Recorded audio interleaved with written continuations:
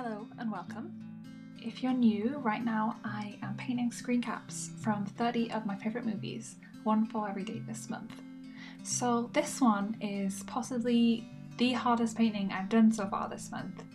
What you'll notice with this time lapse is that I actually did a lot of this painting off camera. There is a big jump in the time lapse where I just showed starting it and then the time lapse hops to near the end.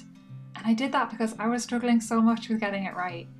I just realised I needed full concentration, so I put the camera away so I wasn't half focused on making the shot nice and everything. So you kind of only get the start and the very end of this time lapse. Something I mentioned during the Ponyo voiceover, I think that was day 3, was how pleasantly surprised I was that I hadn't needed to redo any of the paintings so far. Well, I kind of ate my words with this one. There's certain areas of this painting that I painted over at least 5 or 6 times to get the shade just right. And the gouache is really thick in those places, like it looks like it's about to crack. But it's kind of one of the advantages of gouache over watercolour though, in that you are able to redo the colours to some extent. The colours that I found particularly hard in the scene were the inner roof of the car and Brad Pitt's shirt. With the car ceiling, I think it was supposed to be cream, but it was in this dingy yellow-green light that changed the colour of the cream as far as the viewer could see, and that was particularly hard to colour mix. I don't think I got it quite right in the end, but I mean, it looks okay-ish at least. And with the shirt on the right, it was the same. It was actually a bright yellow shirt, but it was so much in shadow that it wasn't actually yellow. Like, if you were to use the colour picker tool in Photoshop on it, it would be more of like a greeny yellow brown, and it's only like a trick of the eye that, you know, lets you know that it's yellow. And you'll see in the first few clips of this video that I had it painted a bright yellow because that's how it was in the movie, and then by the end I've got it painted over. I also had to redo the green background at one point as well. There's also the added variable that gouache paint always dries a slightly different colour to what you mix. Usually a little bit darker, so you do have to calculate for that as well. But anyway, after the struggle, I think I got it close enough in the end. It's all part of the learning process, I guess.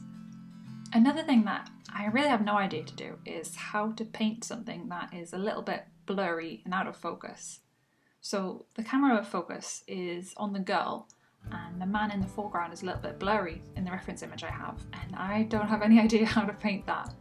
I've seen some artists do amazing jobs of that effect, so I do know it's possible with paint, just not by me. But anyway, I don't want the whole voiceover to be complainy. I'm actually really happy with myself. I think it was a really challenging scene, and I think I did a pretty good job of it. The finished painting, it's fine, I reckon. I'm not embarrassed to put it on the internet or anything. I could coast through this whole month challenge by just picking really easy stuff to do, and I'm glad I'm not doing that because I do think I'm getting a lot out of it. I had intended these daily paintings to be 1 hour long quick studies, but some of them have been very much creeping over that time limit, and this was one of those. I'm not exactly sure how long it took me, but it was probably over 2 hours, if I'm being honest with myself. So I do need to rein that back in because I don't want it to take over my life too much. But anyway, as for the film itself, like I said, this month is a list of 30 of my favourite films. And as you can see from the title, this one is Once Upon a Time in Hollywood. I'm not usually a big fan of Tarantino films, but I really thought that this one was excellent. The aesthetics and the atmosphere were amazing. I could have been convinced it was filmed in the 1960s, and the slow, creepy, tense build-up of the plot was perfectly done, I thought. Tarantino films have a reputation for being, gory, violent slashes all the way through, and this wasn't that so much. I mean, except for the very climax at the end. No, what this film did really well was build an eerie sense of impending doom, without doing anything too explicit to achieve that. Like, for example, this scene I'm painting here with Brad Pitt, and this girl's called Pussycat, I think. She's hitchhiking and he's given her a ride home. I think it's a sign that this actress is very good. She could have just played this character like a floaty, pretty hippie girl, but she didn't.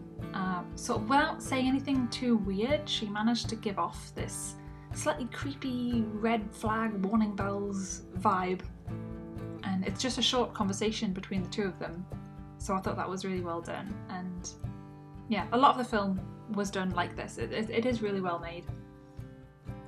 So yeah, one of my 30 favourites. Anyhow, that's it for this video. Thank you for watching and for listening, and I will see you tomorrow with another movie.